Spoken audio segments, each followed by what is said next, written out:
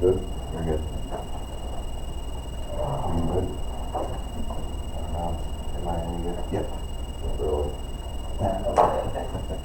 All right. Good, we checked in. Ethan, are you here? Joseph?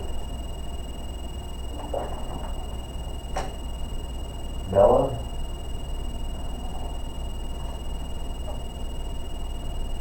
Melanie?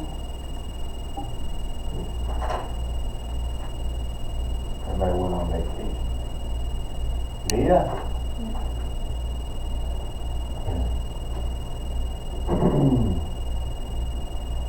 Andrew? Kristen? Yeah.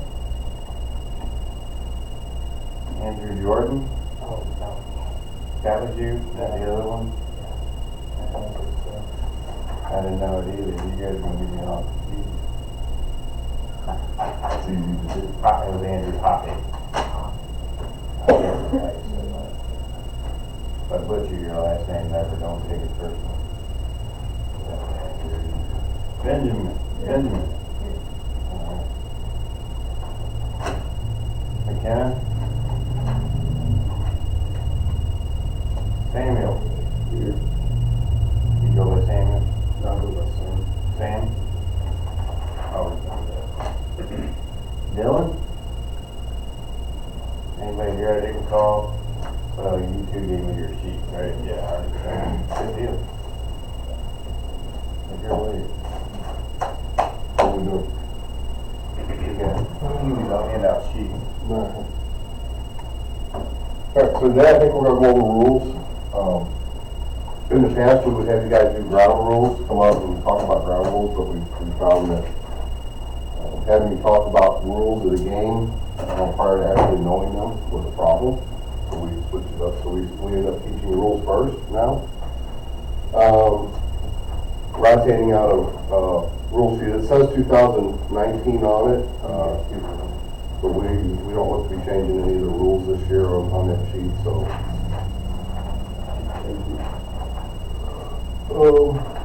You got the rule book, or we're doing even rules? Start with 5U. 5 now? Yeah. My bad. That's all right. We'll do that one for the next group. Okay. There we go. You handed out 5U rules, right? Says you. Or you did 7 to start with? 7 now? It doesn't matter, I was gonna hand those out now. Oh, okay, all right. I just grabbed what was on. Start with 5U then. Okay.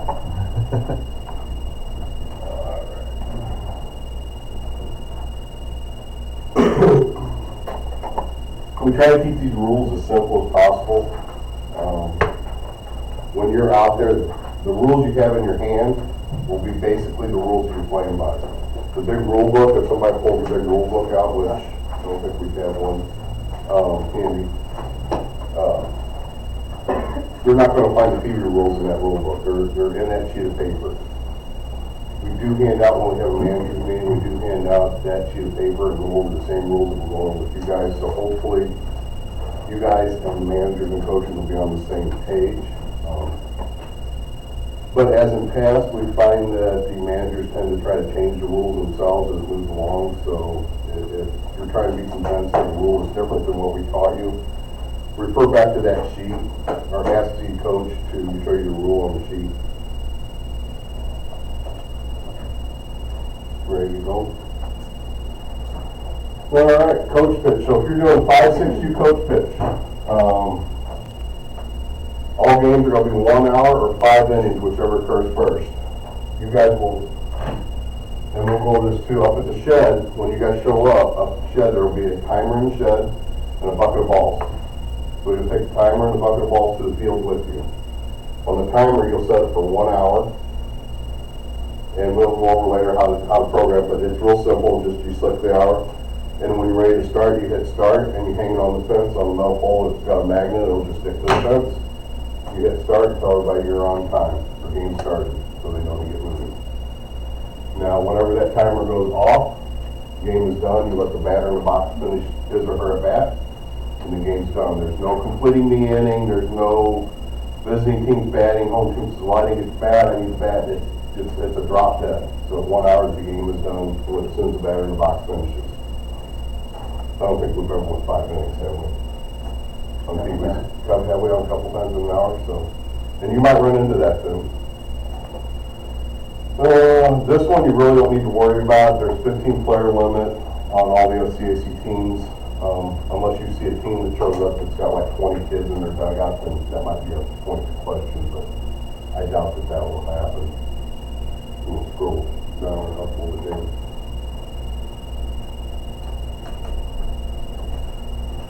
Inning limits. So we're going to do 5 runs per inning or 3 outs, whichever occur first. So basically the inning won't end until either they make 3 outs or they score 5 runs. Now, if you got players on second or third and second and third, and you've got 4 runs, and that one on second comes around, that's a 6th run. You just don't count it. Even if the coach says, "Hey, I scored 6," it's a maximum of 5. The inning's done. Switch sides. Can you go ahead to that?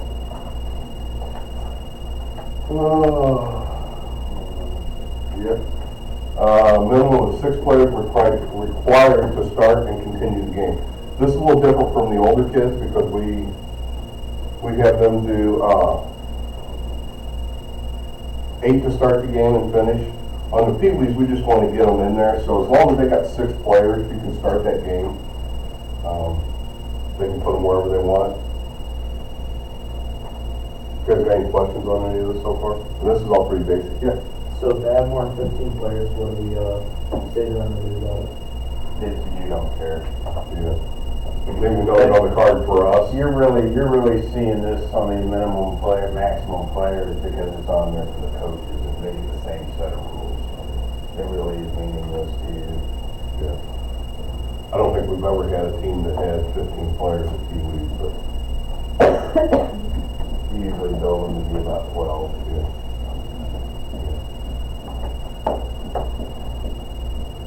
Scroll down a little bit. That roster. Thank you. Alright. All teams will batch a roster. So if you played with us, you know that's how that works, no matter what age group you're at in this league. Batter will receive a maximum of 5 pitches. If within the first 3 pitches the batter does not hit the ball fair, the coach does have the option to use a batting tee or pitch 2 additional chances. After the 2 additional swings, the batter is declared out. Basically, the coach will pitch to him 3 times. Little Johnny's absolutely horrible, can't hit nothing. The coach says, right, hey, let's bring tee out, and he gets 2 shots to swing at it off the tee. Okay? They don't have to use the tee. They go ahead and pitch 5. Either way, it's 5. Yeah. And it's not up to you to tell them to bring the tee out. In the count, you can just tell them that that's 3, and then that should be included them on their option to bring it out. So it's not up to you to point that out. On a dead ball, the umpire will verbally call time as soon as a batted ball is fielded and returned to the infield. All runners must stop advancing until the next batter puts the ball into play with a hit in fair territory. Okay, so in Pee-wees, balls hit out of the outfield, gets thrown in. We'll go into deeper details when we show you guys where we want you to stand in positioning and everything. Bottom line is, if it goes out in the outfield, as soon as it gets into the infield, okay, it's a dead ball. So keep them from all running around, big merry-go-round. I don't know if you've ever seen 5, 6-year-olds throwing the ball around. So it's not typically very accurate most of the time. This one, you may have coaches after the 5th pitch say, well, I get to hit off the tee now. No, they only get 5. They will try to convince you that they get to hit off the tee after 5, but remember what I said, always come back to these rules. They will try to change it. It's gonna be important to go, yeah, go ahead. You want to bring like those rules to games, just like, okay? You know, by the time you get out there, you need to have them memorized. Okay, I didn't know. No, and it's their responsibility to have the rules and know the rules, so. Yeah, that's what I was saying, if they walk out to you with the OCAC rule book, which is like 3x5, and say, here it is, you said that's not the rules, it's the one sheet that we handed out, that's what we go by.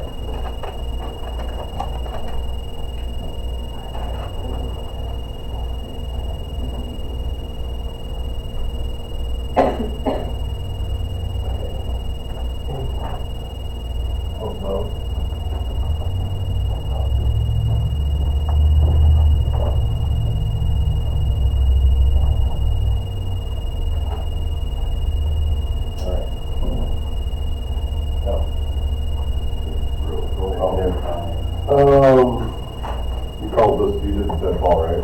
Yeah. Alright, so players not allowed to steal or lead off.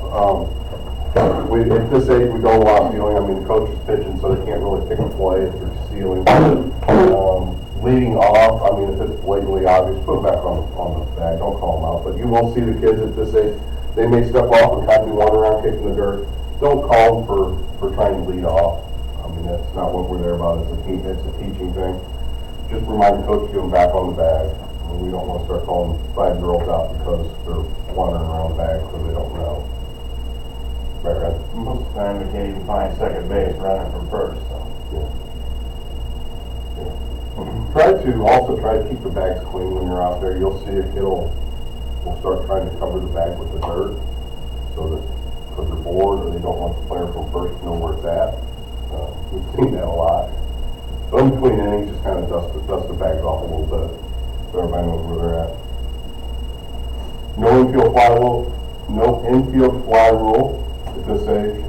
I mean, again, we're not stealing or leading off, so there's no reason for it. No bunting. Obviously, you know, if a player just barely hits the ball and it goes out, it's not a bunt. But if they square around and try to bunt, they're out. Do me a favor too, if you see a 6-year-old square up and bunt, Yeah. make sure you call me or text me, because I want to see that. Yeah. Any of you bunted 6? No? Wouldn't put past anybody to try that. Yeah. Especially when you get up in the machine. Yeah.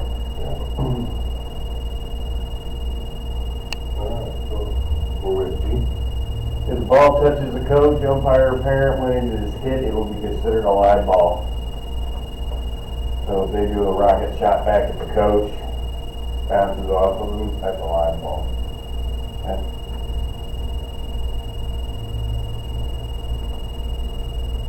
Defense, free substitution on defense, batting order stays the same.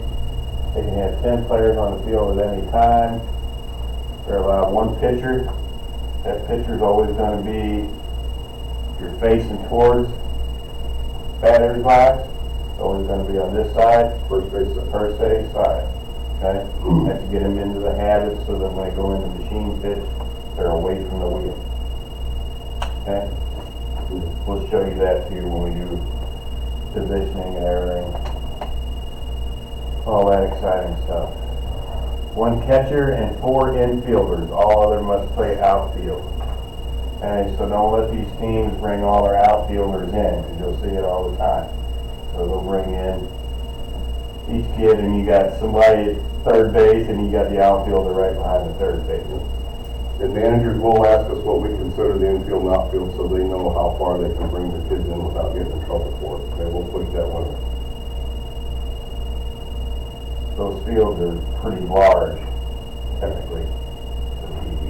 So odds are a lot of them won't even be standing in the grass. They're going to be standing right on the edge.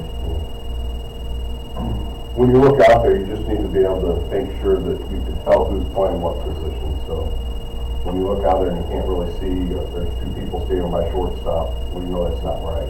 So probably the right fielder's in. Same way with second base. If it looks like you got 2 second base people out there, chances are they've got their infield pulled in too far and they need to back them up. So just kind of how to notice that. Sorry. Thanks, Ron. We get 4. one at first base, one at third base, the offense is now, okay? Pitcher, pitching distance is at the coach's discretion.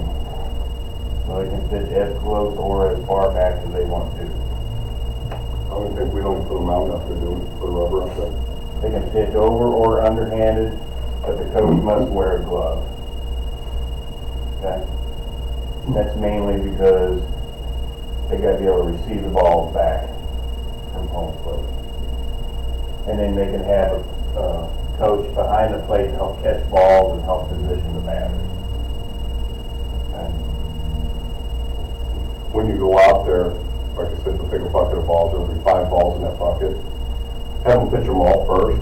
Don't have them pitch one, throw back. Just have them throw all 5. They'll gather them up and then throw them all back. It keeps the game moving faster. Rather than grab a key ball we use. But that just helps keep it better. That way the catcher or the coach that's behind there can just kind of gather them up into a pile. Throw them all back at once when the batter's done. And that's not wasting time throwing the ball back and forth. Whenever we're on defense, coaches must be in the outfield, and we allow 2 coaches in the outfield. A little bit different, you might run into, if we have teams coming up from the city league, which they allow all parents in the field. We don't do that, we only allow 2 coaches out there. And they have to be back in the outfield position also, they can't be in the baselines, they have to be out. So keep that in mind if they ask you how many people they can have out there, there's only 2, and then we'll try to get by with more. On this one, game balls will be provided at the field. That is the bucket of balls that you'll pick up at the shed to take with you, and then bring back at the end of the night. Pass that around. You got a rule book back there, right? Kind of rule book. Got a regular, big rule book? I got one right over here.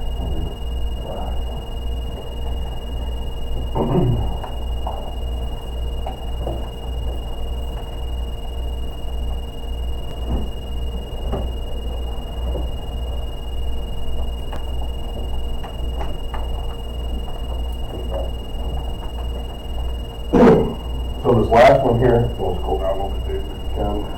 I think that's, That's it? Yeah. Okay. So OCAC rule book will govern any rules not covered here. When they talk about that, they talk about this rule book. It is out on the web.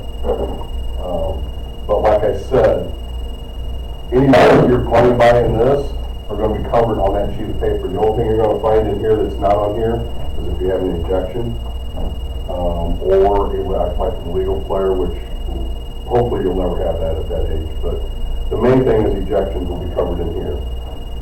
Other than that, there should be no reason to pull rules out of here. Okay. Guys, got any questions on these rules? Yeah. Is it the same for 5 and 6U softball and baseball, right? Yeah, these rules are the same whether you're doing baseball or softball. The only difference will be the ball will be yellow for softball. The other balls for the softball. Yep. You said the defensive coaches cannot be in the field for it. They cannot be. So, yeah, you want to, so right here, the 2 defense coaches, they have to be positioned in the outfield. So they can't be up by the bases, they have to be back out in the outfield. Can they be like in the grass, or do they need to be outside the foul line? No, they would be usually in just the trying to area. keep them back behind Yeah, the bases. yeah. Don't let them come. Yeah, but they can be in the field of play, just, they don't have to stay on the outside. Like we said, the outfield and the infield, a lot of times, they're still gonna be in dirt. As long as you keep them out behind, because they will keep creeping up, I know, because I just coached that age a couple years ago. I did. So, try to creep up so you can holler at your kids more and get them to move and help them know where the ball goes and everything else. We try to give them the most real experience possible. It's not like one of those where it's, you got 15 kids on the field and 17 parents on the field. And we try to keep it real, out, whole 9 yards. So they can, like, out, so they can pick the ball up, make a play to base, and that child is out, so, for a player. Here, you want to jump in the machine pitch? You guys got any more questions on these?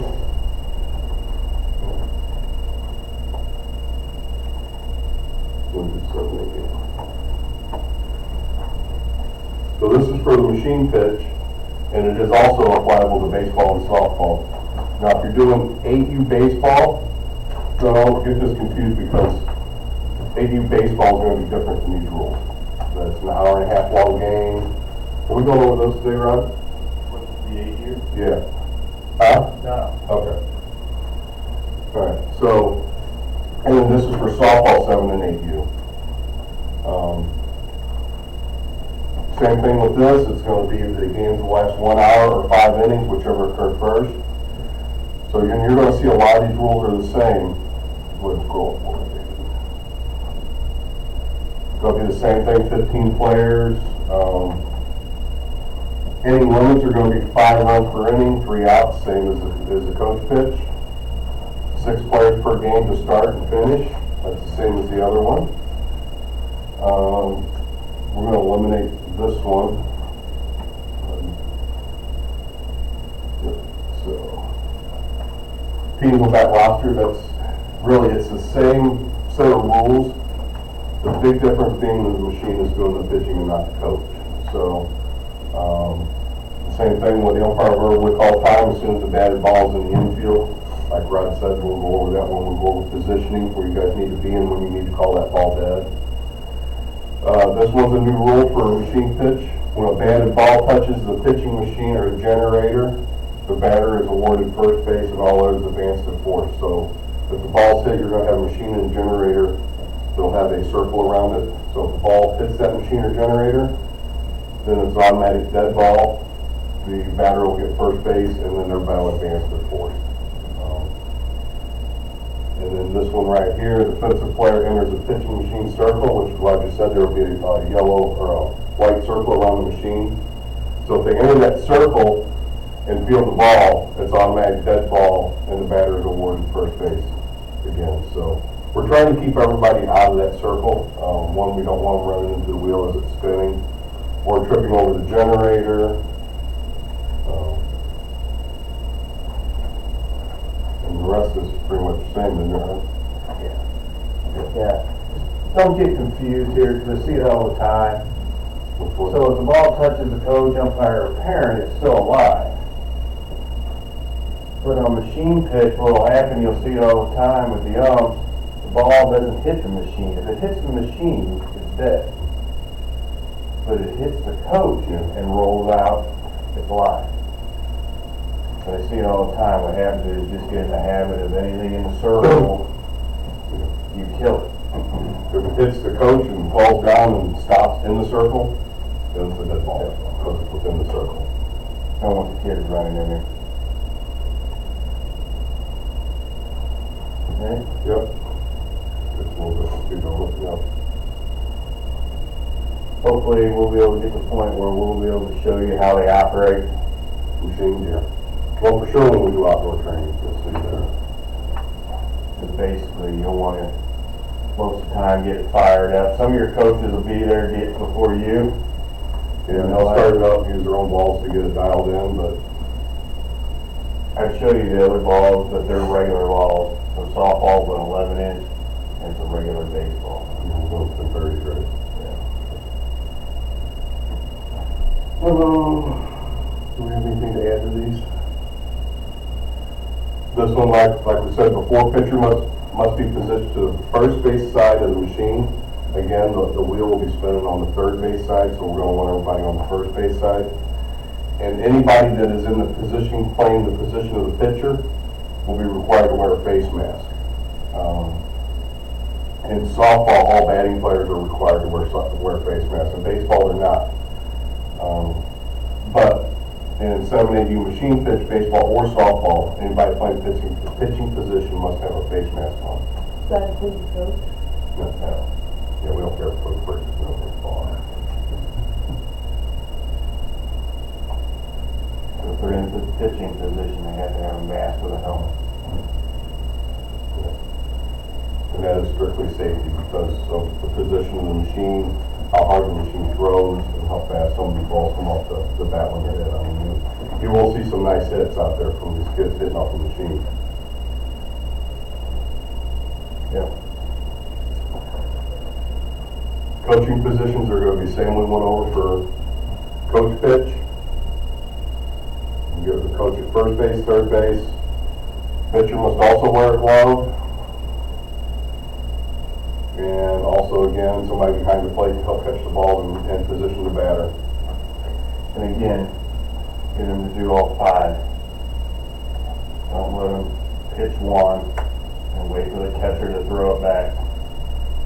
Pitch another one, have them do all 5, because otherwise you'll be there all day and not all the kids will get the bat. Yep, Coaches will be in the outfield. yep.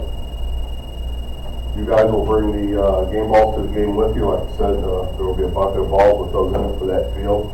The buckets will have the field numbers on it, so you'll know which one to take. And if you ever get down there and the wrong balls are in there, you can call Mr. Smith there, and he's the one that takes care of make sure that that's right. So Doesn't happen. once in a while, yeah. Usually when you're on vacation, though, when it happens. Right. So Biggest issue you're gonna have on machine pitch is a lot of the coaches don't really understand how the generator operates. Yeah. So they'll twist, turn on something, which hopefully we show you all a little bit knowledge on the generator, just so that you understand how they operate. So, because 99% of the errors that occur during machine pitch is from coaches turning a valve and not supposed to turn, or wrong button switched on. Yeah, so if you guys call me and say, hey, the generator quit running, first thing I'm gonna ask you is if the vent valve is open, and is the power switch on, or the on switch on, and is the gas valve turned on? And we'll show you guys where all that's at. I mean, it's really simple once we show it to you. But that is, like Rod said, 99% of the calls we get that the generator stopped running is because they tightened the vent valve too tight or didn't open it up. Pitching machine will be adjusted at discretion of you guys, of the umpire. Basic speed is set at 34. Now, on our pitching machines, 34 is not 34 miles an hour, it's just a setting, it's just a number. But we recommend it starts at that. It can go lower, it can go higher, depending on the weather outside, depending on the teams. But what we don't want is one team to say, well, I want it at 30, and the next team comes up and says, well, I want it at 42, and now you're wasting time in between innings because the two teams want to adjust it individually. They need to agree on the speed before the game starts, and it stays there. Okay? Because once you start going up and down on speed, it's going to adjust the way the ball flies. So just not changing the dial doesn't, you have to start adjusting the height, and it takes time to get it back in again. We'll set the machine, there will be a pitching rubber, they'll have a circle around it, the machine should already be set in that circle with the generator. It probably will not be plugged in or hooked up, because the field crew will just drop it. They're in the circle, and then it'll be up to the coaches to line it up, or you guys can get it lined up, hooked up. Anything to add to that? Okay. And again, the rule book will cover that. And it should be the only thing you should have to go back to this rule book for is ejections, right? We can go over with the umpire section in that book. Yeah, we can. Guys got any questions on these rules? I know they're pretty much the same as the other ones, other than you're throwing a machine into the mix. Make sure you learn those, because you're going to need to have those memorized by next week. When you do ground rules, you know exactly what you're saying when you walk up.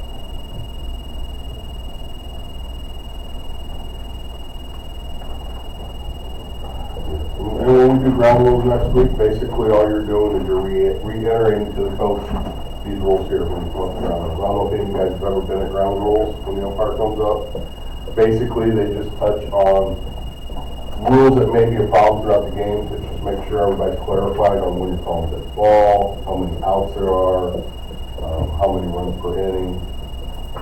And we'll, next week when we start going over that, before we have you guys have to practice it, we'll go over what we think you need to be up there talking about. But you will need to know these rules, these this set of rules to talk at the ground. Yeah, you should know how to whip that off without hesitation at ground rules. Because that's going to be your beginning point right there. That's whether or not the coaches are going to even give you any respect, Yep. listen to you, or anything. Start following the ground rules. You may have coaches that coached last year when you do the rules that says, well, last year we only let our players run station to station. We didn't do anything else. And the other coach says, well, that's not how we played. We played until the ball was came in and was called dead. You play it by the rules on here, not by what they say they agreed to with the other coach. Or you'll have coaches come to ground rules and says, hey, you know, me and Rod talk, we're going to change the rules. We're going to play this way. We're not going to, whenever the ball's hit, we're just going to let them run one base to one base.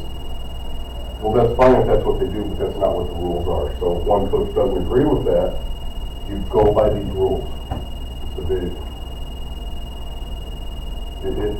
they will, and I hate to say that, but they will try to change these rules as the game goes on. See it every year. They're going to try and get you to finish the inning after the 1 hour time. There's a reason behind that. When you start playing early in the year, you don't have enough daylight to get 2 games in. That's what we're going to do now. There's no lights on a lot of the TV fields. Everybody familiar with where Westhoff is? You know, as you all know, those lower fields, 5, 6, and 7, there's no lights. So beginning early in the year, there is no time to mess around because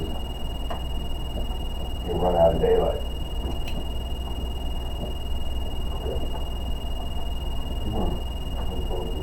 Yeah, you want to do the regular rule up there? Yep. This is the exciting, boring stuff right here. Yeah. Fun stuff when you get out on the field. Page 13.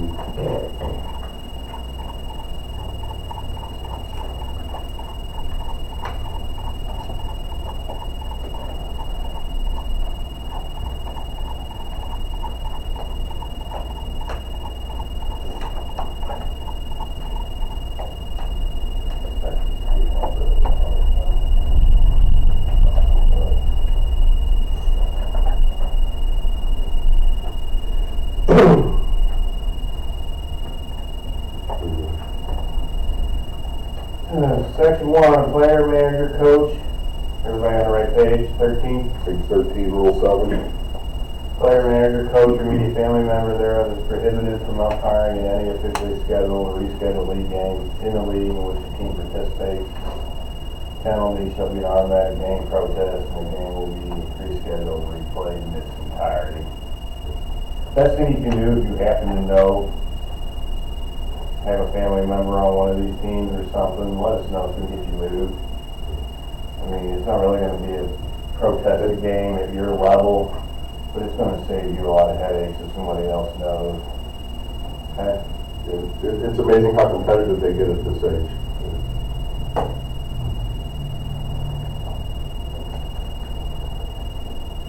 If you, section 2, this is more for player pitch because on Pee-wee's coach pitch and machine pitch, if you're supposed to have a partner, and a partner don't show, or your partner gets moved because somebody didn't show on another field, you're not going to pull a parent out.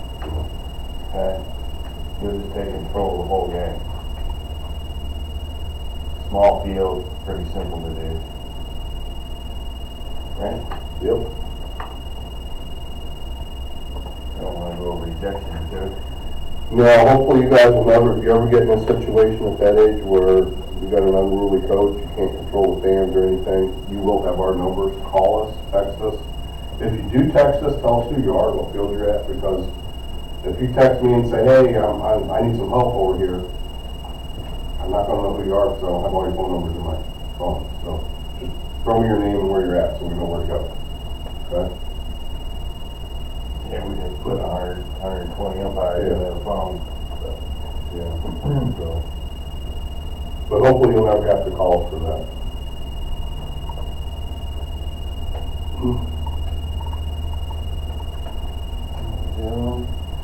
umpires are going to manage your signatures. We'll go over more of that in ground rules also. You'll have game cards, and you're going to have game cards that you'll lineup sheets. I don't know if you guys have ever seen that in the game, the lineup sheets that you exchange with umpires. And then you'll have a 4x6 card that's a game card that lists the teams that are playing and how to keep score and everything on that. And at that time is when you get the signatures of the managers on that card, not after the game. And the reason for that is if there's ever a disagreement during the game, you have what you need, so when the game's over, you can walk off the field and leave. You don't have to go up to that coach and get his or her signature that you may have just had an altercation with. So we try to make it as easy as possible and get you guys out of there.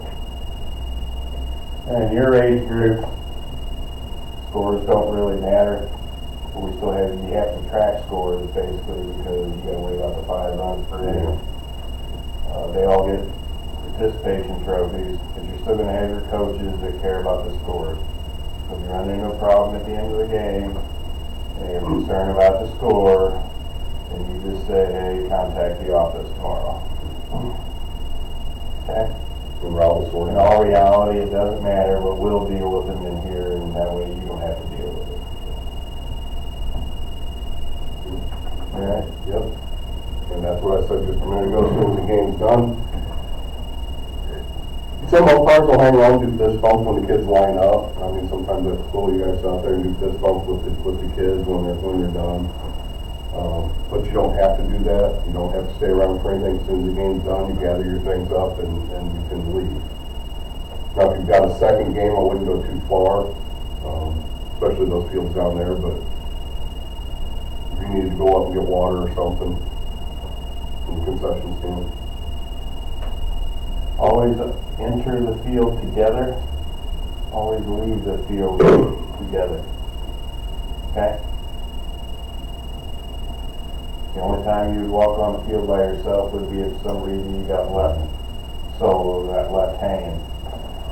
Had to go. But always walk on the field together. Always leave together.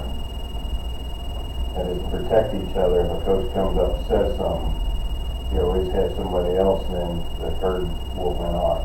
Okay? Otherwise, you lead by yourself, and then your partner leads behind you, and they get stopped by somebody halfway coming on the field, or as just on the outside of the field. Now they're stranded. Okay? And also, when you're done umpiring, if you have a younger or older brother or sister playing like over to Ozzy or up on another field, I highly suggest you take off your umpire uniform before you walk up there, because you will be stopped by parents to ask questions, right, David? Yep. David found that out firsthand. He got done umpiring and came over to Ozzy to watch his, I don't know if it was young brother or somebody play. Yeah. And as he was walking up there, he had a group of parents stop him to ask him about rules because he had an umpire jersey on.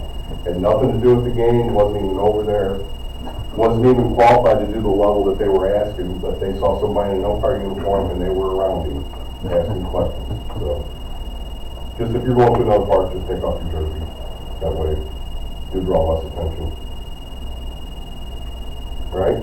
Right. Anything else going on? Y'all don't have any questions on any of that?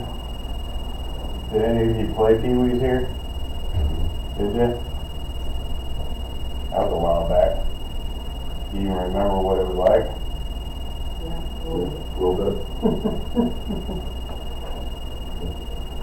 All in all, at the end of the day, it's about getting out there, these young kids having fun, and you gotta try to make it as fun as you can for them also, and letting them learn something. It's not about playing the World Series, Game 7, bottom of the ninth. It's about them learning and about having fun. And we need to try to make sure they do that in an organized fashion. Right. Right? Like I said, make sure you read over those sheets, because you're not going to be able to cheat off of them next weekend on the ground rule. We're going to bring you up, we'll have a home plate, everything ready to go. Okay? and we can practice them. Want you to have your drill and routine down to a science. So when you walk on the field, you know what you're spitting out, what you're gonna say, how you're gonna act. Save you a lot of headaches down the road. You gotta keep in mind, a lot of these coaches that you're gonna be dealing with, if you stay umpiring, you will move with them. You know what I mean? So as you move up, start doing player pitch, so that team, and that team, so you start out rough down here, Yeah. could be a long way to go if the same teams are sticking around. Yeah. So, if the ball and machine pitch hits the kid and then goes inside the circle, what does that ball? If it comes to stop It inside comes, the circle. yeah, it comes in, stops inside the circle. Because we don't want them fielding the ball inside that circle. But make sure it comes to a stop before you call it and it doesn't roll off the other side. Circle's only, what, 3 feet? 4 feet, or 4 feet diameter, yeah. So it's not a very big circle. I don't know if you're familiar with softball, they have a 16-foot diameter circle. On this, it's only 4-foot diameter. 8-foot diameter. Coach really can't stand completely in the circle, so the circle is pretty much covering the machine and the generator. Coach might have 1 foot in the circle or something. Yeah. Guys got anything else? Any more questions? What else we got? Okay. Move through good. When do you want to do AP rules? After they get through a little bit, maybe we'll do it on one of the other days. Don't you think? Yeah. Those are different rules, I want to use. Yeah, that will be different. And for those, you guys didn't have a whole lot of questions, so we went through rules pretty quick. Yeah. So practice up on your rules. Everybody remember what a dead ball signal is? That's going to be the most important signal you have in this age group, just so you know. You're going to be doing that a lot. Every play. Yeah. Every play you'll do that one. Sure. Yeah, we'll get down early. Yeah, I don't have anything. All right, be here next week, but you got the schedule, so you know. We'll have this all cleared out and we'll have some fun. Yeah, we'll have home plate up here, pull you guys up here and go through ground rules, give you a little bit of exposure on what it's like and what you need to do. And Thanks for hanging out with us a little bit. Get a hold of whoever's got to pick you up.